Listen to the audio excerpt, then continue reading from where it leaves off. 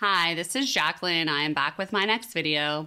So today I'm actually going to be telling someone else's story. Her name is Beth. Throughout this process, we meet many people that are on this long COVID journey, but this story in particular really resonated with me and really touched me. So I decided that I wanted to reach out to her and I wanted to share her story. Her story is one of hope, perseverance, strength, and recovery. This story is about Beth's journey to get stem cell treatments to help her with her recovery of long COVID. It is a long video. Most of my videos are much shorter. I know that sometimes it's hard to sit down and watch a 45 minute video. I hope that you guys can stick with it. We didn't want to edit anything because we wanted to get the true essence of the story. And as you'll be able to see through this discussion that I have with her, I get very emotional at times, choked up, and I just felt that it was important to keep all of that in there so that you could actually see just everything pretty raw and as it was discussed. So again, if you can't sit down and watch it, you can always put some AirPods in, just listen to it while you're driving, while you're doing stuff around your house. But I really hope, especially if you're interested in getting stem cells, that you will be able to watch this whole episode and that you will enjoy it. And I will meet you guys on the other side. And I just want to first just like share your story, like when you got diagnosed, what your symptoms were, and just sort of that progression of symptoms. I always say that Rod Stewart gave me COVID. We were in Las Vegas for a concert, and 7 days later, I came down with my first fever. That date was March 13th, 2020. And that's kind of the date that everything shut down in the United States. At that point, fever, shortness of breath, loss of taste and smell, typical COVID symptoms. But because of my age at the time, I was 41. And so I didn't meet the criteria in terms of immediate need for testing. They were testing a certain age population. So my repeated requests for testing were all denied. I actually didn't get tested until about 3 months after I had my initial onset of symptoms. I was the former executive director for the Oregon Association of Naturopathic Physicians. I've been actually keeping, now it's a book, but every day I keep track of my symptoms,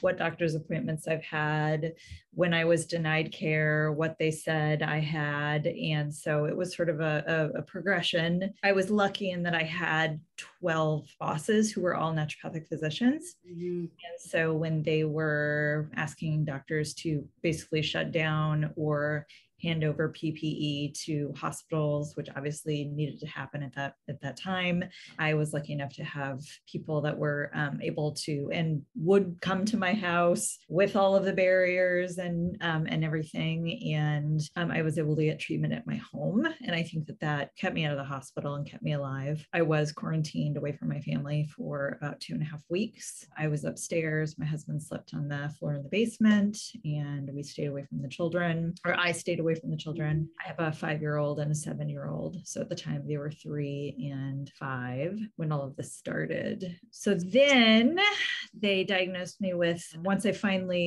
my husband ended up calling the doctor and demanded that I be seen. And so they said that they would see me. So they did a rapid COVID test.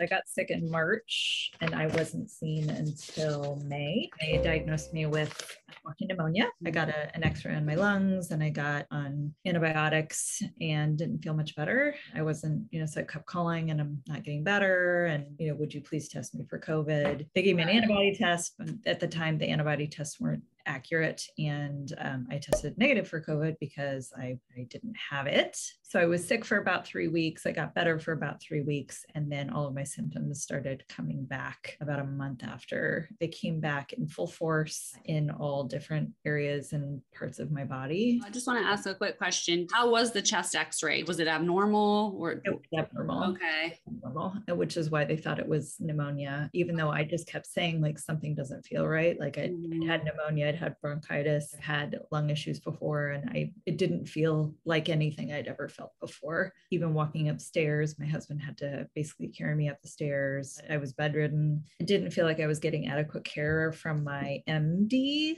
I had a medical doctor. I switched medical doctors. I was just basically trying to get as much care as I could as I had access to. Got a diagnosis of having fibromyalgia. No one said I had COVID or long COVID, even though it's kind of like when you have a certain intuition about something. And my mother is a former medical librarian. And so she and I were doing a lot of research and journal article searching and PubMed and all of that kind of stuff. So we were finding all of these articles and looking at the symptoms and really, looking at what I was dealing with, and kind of came to the conclusion that I did have something different that was coming out of COVID. And I think this is even before they gave it a name. I was trying all different types of treatments: ozone therapy, hyperbaric chamber, hydrotherapy, acupuncture, medications. Through this, I found out that I'm allergic to pretty much every antidepressant, which is great when you have a chronic illness or several comorbidities. So I was bedridden for about a year and a half.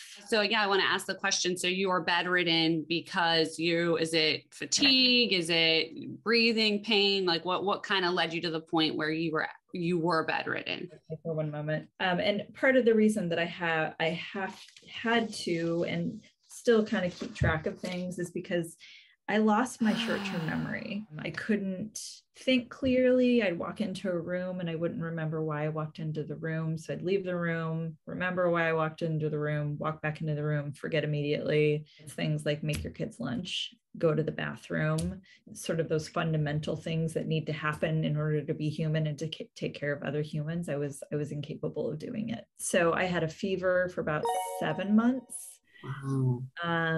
Shortness of breath, the pneumonia. I had pins and needles all over my body, loss of taste and smell. I had digestive issues. I was having migraines for weeks or months at a time, to the point where I was like, this medication am I actually allowed to take, because I'm taking the maximum amount and it's doing nothing. Anxiety, insomnia, sensory issues, including just the sound of my children playing would give me a migraine. Brain fog, chest body pain. So like your sternum, I couldn't, I used to be a yoga teacher. So heart openers would be brutal. Depression, pain all up and down my body, my hips, my buttocks, the back of my neck. My lymph nodes were swollen on the back of my head, underneath in my throat. Extreme fatigue. I could sleep for 12 hours and still wake up and need more sleep. Off balance, dizzy, call it listing. So I've sort of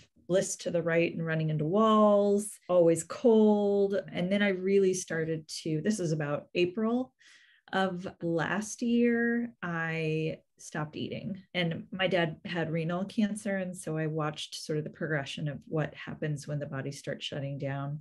And I stopped being able to urinate and defecate. And I was living off of Ensure and Pedialyte, having to ask my husband, can you please ask me to take 2 more sips or 2 more bites of this tiny piece of toast like I was a child? So I dropped down to about 130 pounds pre-illness. And I was eating an Ayurvedic diet. I was teaching yoga. I was working full time. I had no health issues at all, to down to 100 pounds. I recognized the signs of my body shutting down. And so I was, as many long COVID long haulers are, part of all of these Facebook groups. And I posted on one of the groups and just said, I'm going to back up real quick. I took it's called the long haul or long COVID index test. Mm-hmm. The score range is anything above a 5, you don't have long COVID. Anything below a 5, you do. My score was 1.6.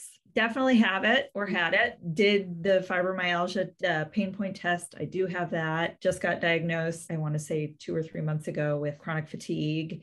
And then I did test positive for Epstein-Barr virus, which a lot of people with long COVID are testing positive for EBV. Maybe there's a correlation there. Don't know if anyone wants to do any investigating. So once I got that diagnosis, really my body was not responding to food. I wasn't able to eat. I was nauseous all the time. Even the process of eating would make me so tired, because my body was putting all of its energy into digesting or trying to digest. And I would just have to lay down. It was just too exhausting for my body to even put anything into it. So I posted on the Facebook group and just said, has anyone gotten 100% better? And only one person out of like 300 said 1,000%. And that was Elizabeth Lynn Fisher from Ophelia Rises. So I sent her a private message and I said, what did you do? And she said, mesenchymal stem cell therapy. It's not available in the United States. It is available in Mexico. I came here to die in Mexico, and happy accidents. Her husband ran into someone. They mentioned this treatment that was available, and she tried it and right away felt better. So I talked to my husband and I said, I think I need to go to Mexico. And he said, let's book your ticket. And so I went. I started treatment in May of last year. I went 7 times. So we've definitely had to make some changes, remortgage the house. I dipped into my retirement at that point. I'd had to quit my job because of my illness. I'm still trying to get disability. I've been waiting since March, and unbelievable, right? Unbelievable. And first of all, I want to say I'm so sorry. Like, I've heard people's stories here and there, but this was one I just like, oh man. Yeah, it's definitely having children young enough to need a parent to be able to take care of them. I was about as far down as you can go. I was having suicidal ideations, extreme depression, my daughter laying out my pajamas, which she still does. And I'm like, you don't have to do that anymore. Aww. So it forced, at least my daughter, who's the older child, it forced her to really have to step up and see me very sick. And it was very scary for my whole family. We had fires in Oregon. My mom had to evacuate and ended up staying with us, ended up moving in for 6 months because she realized how sick I was and how much care I needed. So I wasn't really doing anything. I would get up, try and eat something, say hi to the kids, go back to bed, and come down for dinner, maybe watch a few minutes of a movie, get overstimulated and have to go back to bed. And that was the life that I was living for a year and a half. And I know other people have had chronic illnesses that have lived that life for much, much longer. But I guess the way I view it now that I'm sort of on the other side of the worst parts is that those of us that have this, we're pioneers, and the work that we're doing, we're all guinea pigs in this. And, the doctors will say, like, there's so much we don't know. There's so much we don't know. And so I think I see it as my role and my purpose now to tell people about my experience and tell people that there is something that they could do if they, had the means. And even if they don't have the means, that's the great thing about Ophelia Rises, is that all the money, that there's a nominal fee that you pay for the service, and that money goes directly towards people that can't afford travel, passports, treatment. And I know that they've been using those funds already to help people get treatment. So thank you for that. I appreciate it. I want to grab a tissue though, so take. Okay. Today it's not me crying. It's great.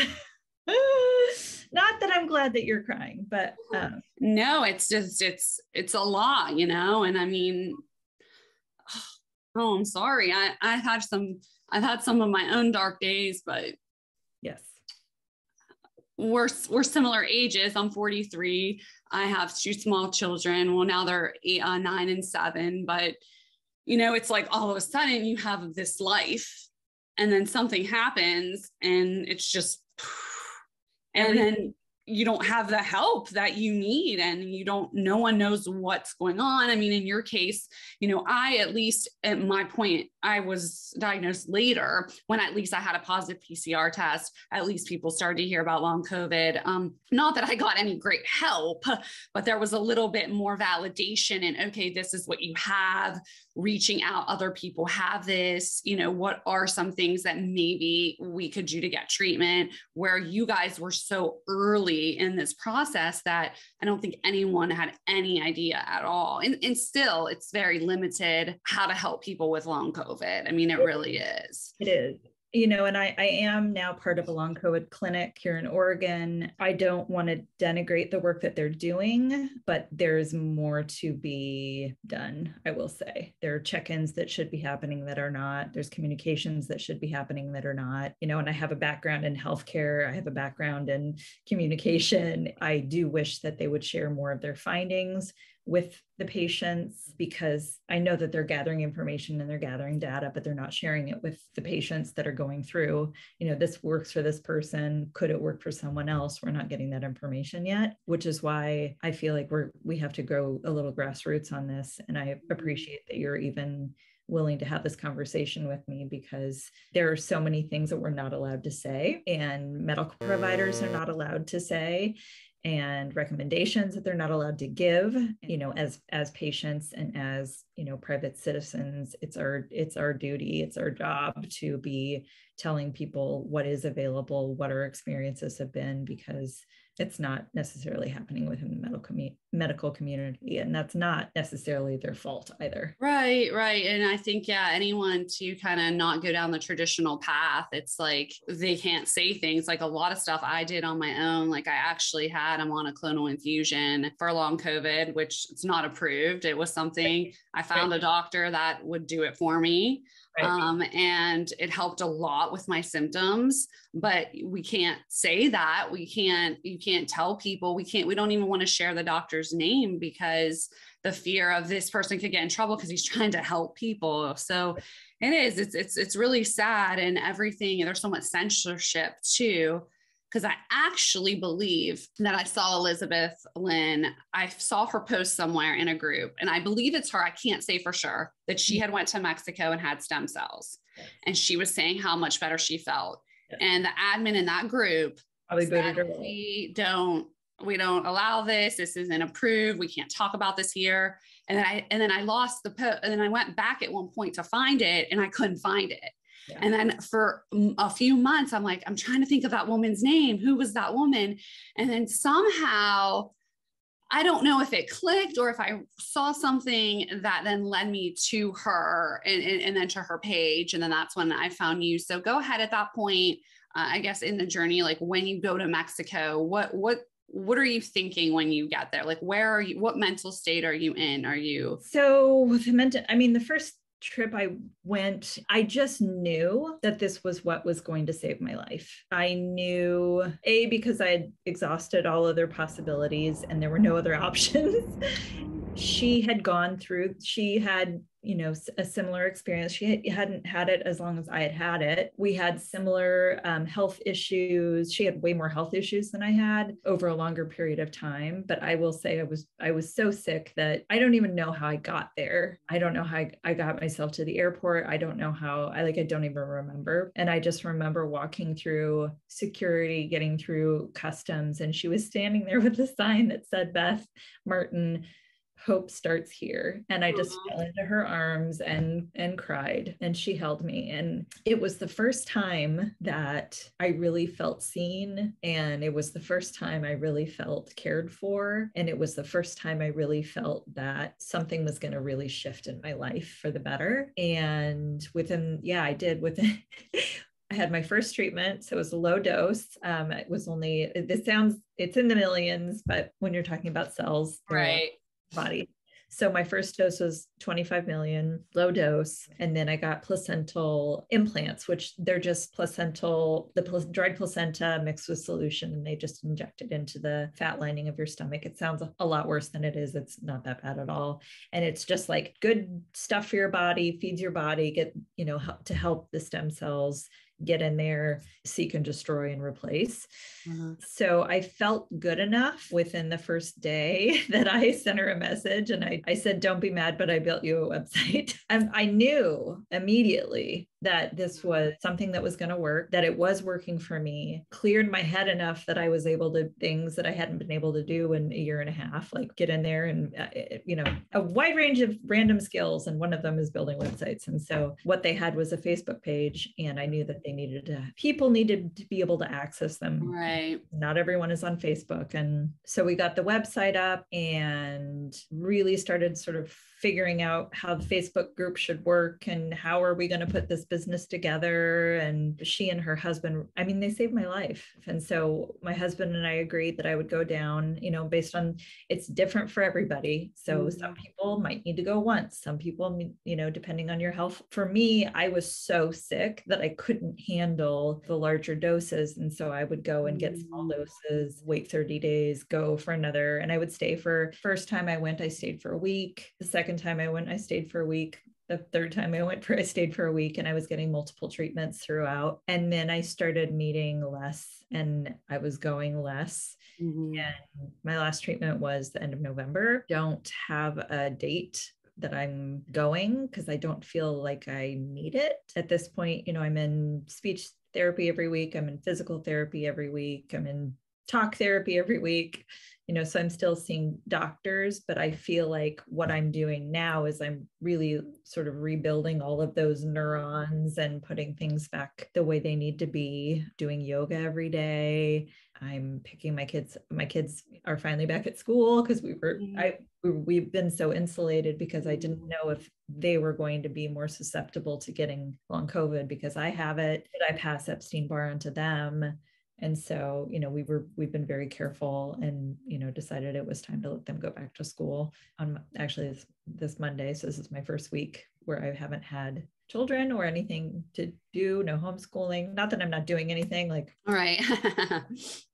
I'm taking lots of, I'm taking some classes. I'm taking a master herbalist class. I'm taking a cognitive behavioral therapy class. I got into grad school, which is something. Congratulations. Thank you. And it's like, it's online. So if I'm not feeling well, it's something I can do from bed. And it's a 2 to 3 year program. And so I'm hoping that I can slowly work my way towards something where before I kind of call it like I was a wounded animal as far back in the cave as I could possibly be. And I'd had no thoughts of the future.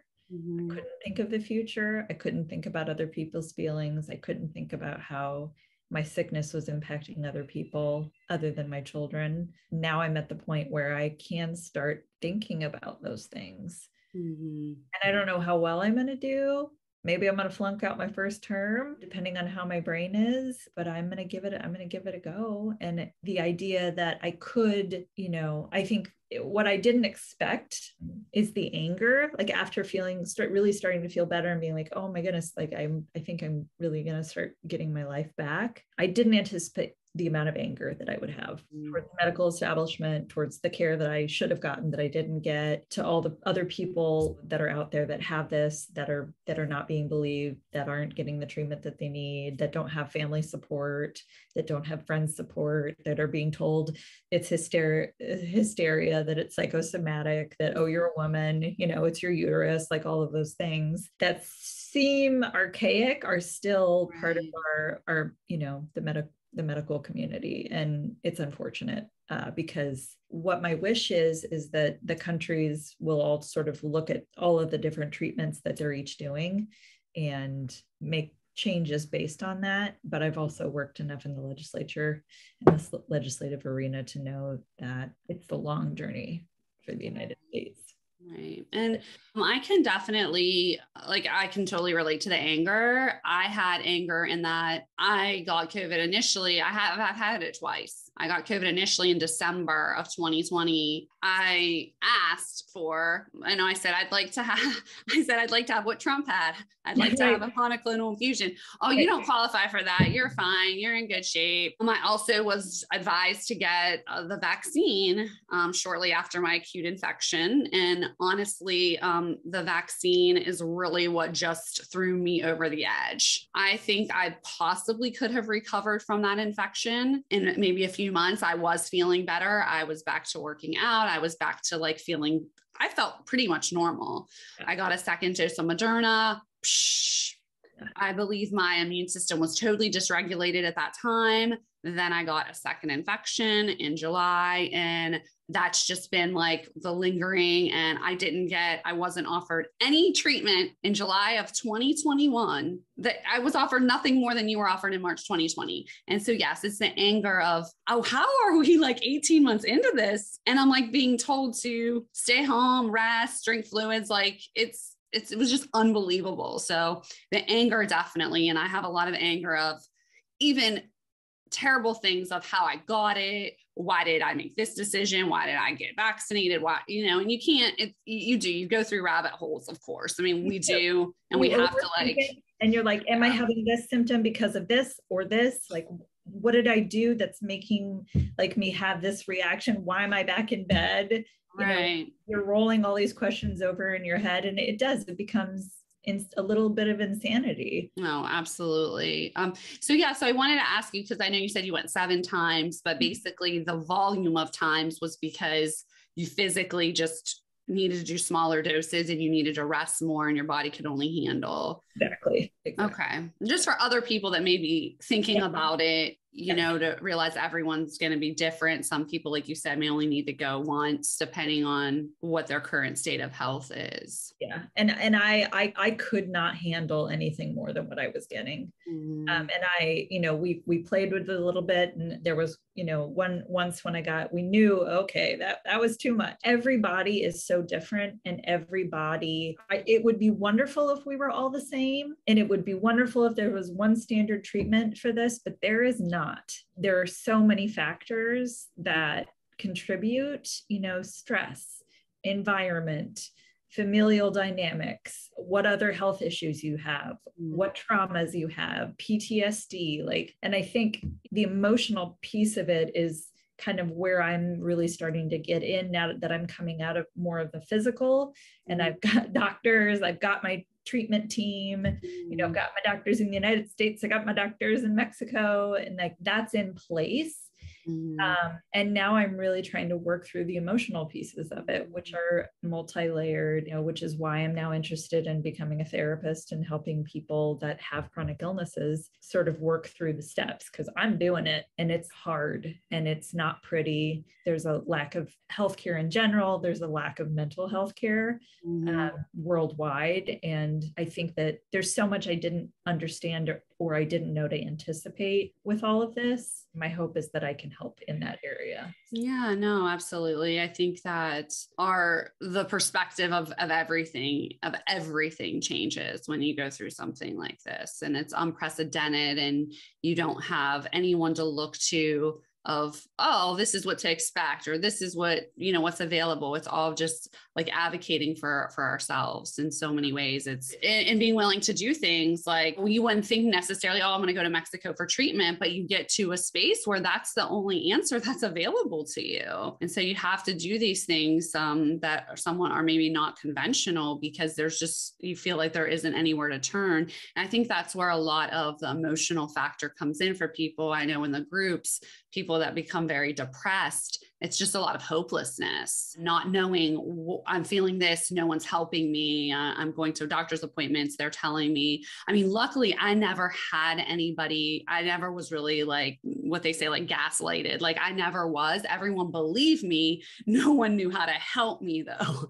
So my doctor was amazing. He said, I believe you. I know you have this. I don't know. I don't have the experience in it. No treatment protocol. Right, exactly. My last doctor was like, let's create one. And I was like, okay. And then American came along and she's too busy. The unfortunate thing is you have to be your own health advocate. Right. Because they're too busy right now to do any of that kind of advocating for you, to do the real research, to do the real digging into this. And I don't know if anybody is. And I just wanted to back up to your question about like, what is treatment like? What is it like to go to, so you get there, you set up your own, if you want to stay, they've got hotels that they recommend. You're in charge of, getting yourself there. They've made a life for themselves in a very short amount of time. So they've got drivers that they know that they recommend, they can arrange pickups and all of that kind of thing. But before you even go, you meet with Ophelia Rises, and that you go through all of your medical history and information, and, be as honest as you can possibly be, because what do you have to lose, right? So you sit, you talk through, okay, well, this is what we think, treatment's going to look like. And then Ophelia Rises goes and brings all that information to the doctors. They figure out what a treatment plan looks like, come back to you. This is about how much it's going to cost, what dates work. And then you get on an airplane, you go, you get there, you get labs, You go to the doctor, she goes through your labs or he goes through your labs, and then you start treatment. I got there, I got labs done, and then I had my first infusion and implants that same day. And then they wait a few days just to make sure that your body is reacting. They check in on you. There's definitely a lot of hand holding, and every body reacts differently. There's definitely some detoxing that has to happen.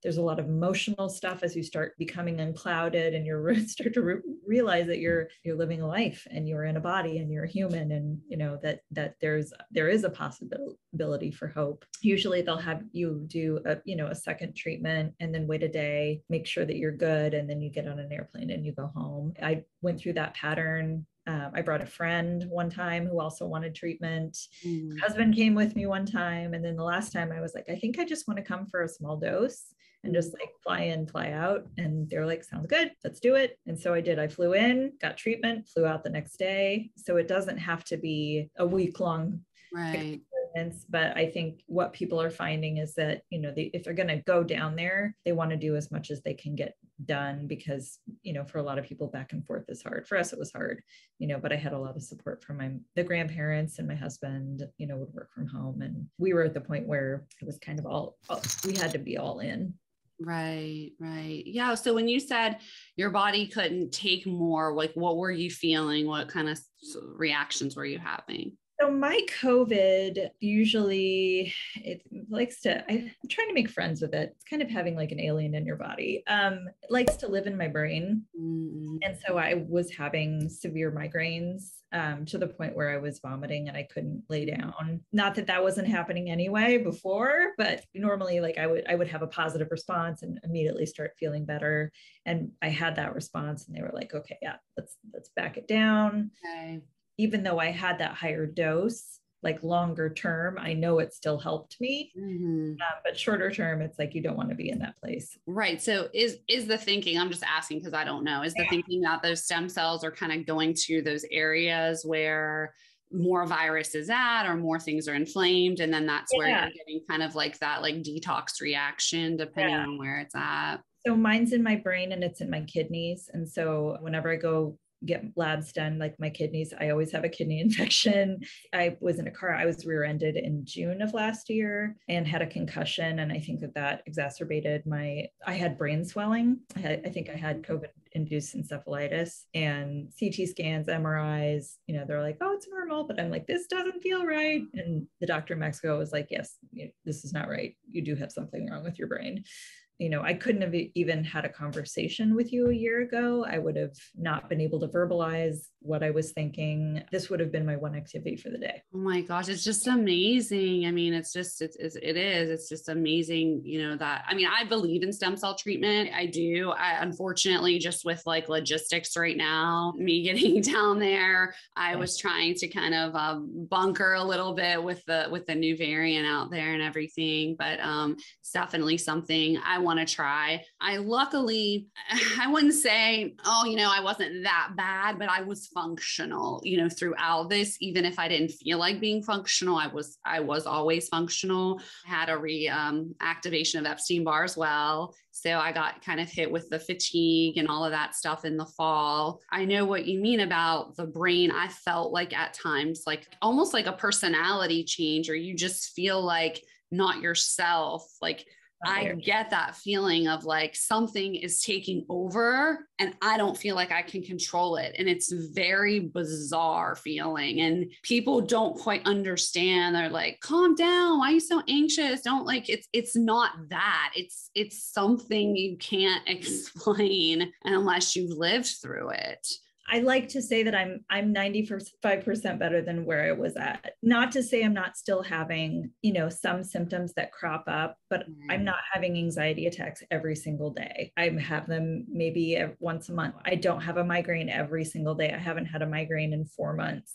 Wow. I still have body pain, but it's something that I can work out through yoga and physical therapy. So it's changed my life. I wish that it was available here in the United States. I wish it was available in other countries. I'm just grateful that Lynn raised her hand on Facebook and reached out to me and has created this group of people that are helping to spread the word, and I'm grateful to people like you who are like, hey, let's get the word out about this and help spread information about this.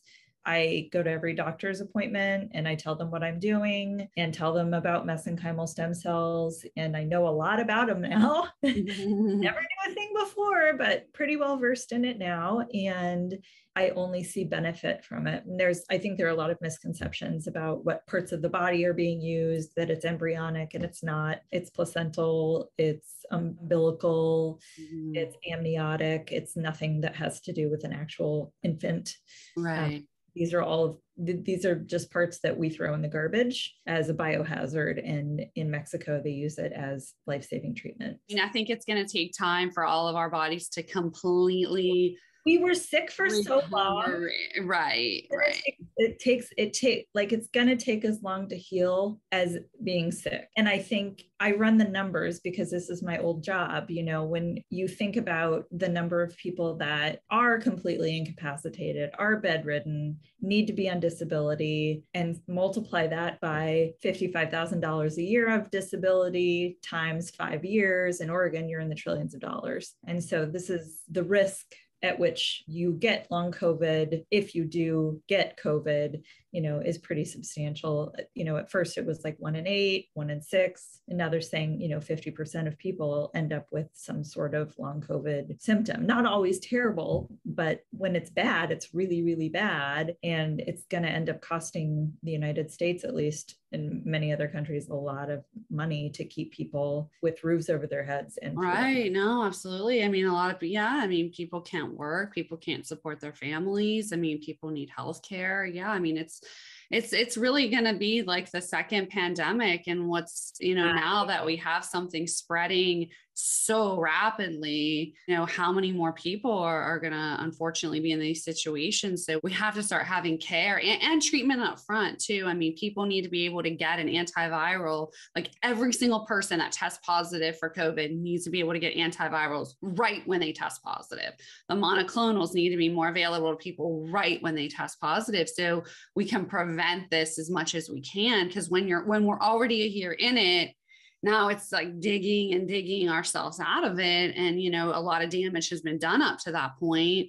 So it's more treatment, more time, more people not working. So, but I just want to say thank you so much. I'm so glad that you're doing better. I know you'll continue to heal, and I wish you success with all of the things that you have going on. And I'm looking forward to meeting Lynn, hopefully in the next few months. Yeah. Maybe I'll see you there. Who knows? I know. They said, ask Beth about places to stay. She knows all the places to stay. So I do. Now it's like when I go, I'm like, let's check out this part of town, because it's definitely, it's a healing place. It's not just the stem cells, it's the people, it's the place. It's the connections that we build. I have people now that are my friends for life just because we sat in a room together and got treatment at the same time. And being next to someone who's literally walked the same path as you, there's nothing like it. Right. Yeah. There's like a deep connection that you just have that you just don't have with anybody else, because it's walking us a very unprecedented path for sure. I've made some really great friends that, I have a friend that we message all the time, and I think we're actually planning to go together. Good. Yes, good. Have the support of each other through the process. Wonderful. And I will say, I don't think long COVID is talked about enough or at all. Right. And I don't think people really understand that this is, something that could happen to anyone, regardless of demographics, age. It does not care who you are. I was as healthy as I had ever been. and I got taken down. And I look at it now as a blessing, because the amount of work, the type of work I was doing wasn't meant for me, wasn't sustainable, was taking me away from my family. And I did get the opportunity, obviously you lay in bed, you do a lot of thinking to really think about what's most important in life and what kind of life I wanted to have for myself. And this is it. I agree. And that's why I actually started the channel, was because I had to have an outlet for, I need to, first of all, have my therapy my therapy before was CrossFitting, working out intensely, stuff that just was not conducive to how I was feeling. Yes. And I would get very depressed, and I would feel like I don't have anything to do. I have no hobby. I'm sitting around all day. And then, my husband suggested your identity. We have this, right? Your whole identity, how you view yourself is taken away. Yes. And then you don't know who you are anymore. You're like, who am I? What are these things that I valued? And I placed so much value on working out, looking a certain way. CrossFit's very based on how much you can lift. Like, I was obsessed with like, oh, did I squat this much today? Oh, did I bench press this much? Like, I was very into, I had numbers, I had goals, like all of a sudden it's gone. And so my husband suggested, he has all this great equipment because he's in tech and software and all things like that. And he's like, let's just get stories out, talk to people, share your stories, get treatment ideas, give other people treatment ideas, because otherwise we're just on our own in our homes thinking that, yeah, you can go on and read posts of what people are going through, but it's so much different to actually like see a face and be like, okay, like this is what this person's going through. This is the treatment that they've went through. This is what's helping them. And so much of it is those stories are hard. A lot of them, they haven't found the thing that works for them, right? They haven't found that hope. That's what I'm here for. And I think what I'm here for too is to really show people what this is, show them what options are. I'm so grateful that you're doing this. And I do just want to get the message out there that there is something that works. It's worked for me. It saved my life. I can be a mother. I can be a wife. It's like the base things that I want to be is a good friend, a good mother, a good wife, and my own best friend. That's basically what it all comes down to. And so I just appreciate that you're taking what energy you have and putting it into this, because this is what's going to make that shift and give people access to information and really help heal people. Oh, well, thank you. I appreciate that. I hope so. I think that, that was always the goal, was like, let's find, what works, what really works, and what's getting people recovered. Because like you said, you can go in the groups and you can read 10 sad posts, and then you're in a state of, oh my, I'm never getting out of this. There's nothing. And so it is about sharing and communicating and working with people that are like, I'm going to get better. No matter what I have to do, I'm going to get through this. But we have to get it out there so people even know what's available to them. And then if they decide it's not the right treatment for them, that's fine. But it's like, if no one knows it even exists, especially like with Elizabeth, I've done some Zoom calls with her. I mean, they're such wonderful people, and they have such a great cause. Real people that have the same problems as the rest of us. Literally. I've reached out to legislators. I always tell people, like, reach out to your legislators and let them know that this is what you have and this is an option. I've sent emails to Dr. Fauci. He doesn't necessarily read all of his emails, but his staff do. Every single email that goes to his inbox, someone actually reads. And so I think if he hears this message enough, then hopefully something will happen there. Oh no, that's amazing. That's good to know, because I wouldn't have known to even do that. But yeah, no, that's great. And so, all right, well, thank you so much for taking your time, and I wish you the best of luck. And I'm sure we'll catch up sometime in the future. Stay in touch and let me know. I'll help you find whatever you need. I'm always here for you. Yeah, I'll probably be asking you about places to stay. Okay, all right. Well, nice to meet you. Have a good day. You too. Thanks so much. Bye-bye. Bye. Congratulations if you've made it this far. I am so grateful to you if you were able to watch this whole video. I was so touched by this story. I felt it was so powerful, and I'm so grateful that I was able to share it with all of you. If you are interested in getting more information about Ophelia Rises, I will put a link in the description below, and they also do have a Facebook group, and they have weekly Zoom calls where they can answer a lot of questions that you may have about getting stem cells there. So I also just want to mention that I really believe that if people realized what this virus could do to very healthy, normal, functioning human beings, that maybe everybody would just be a little bit kinder to each other throughout this pandemic. Unfortunately, there are so many people that don't really realize the ramifications of a mild infection and what that can actually lead to. But anyway, again, thank you so much for watching. I am going to be doing another video where I'm going to kind of wrap up everything about stem cells, costs, going outside the country, some of those concerns. I really want to wrap up everything together, but I know this has been a long one, so thank you guys for sticking with me. I want to thank Beth so much for taking her time to talk to me, and I really truly wish you the best in your recovery, Beth, and I hope that you will continue to recover and get back to your baseline. And I'm just really proud of you, and I'm proud of your perseverance, and I hope that everybody can take something away from this, that there is always hope and there is always light. So please stay strong, and as always, be safe and be well, and I will see you guys next time. Peace. I'm glad you made it here, because we're here. Make sure to like and subscribe.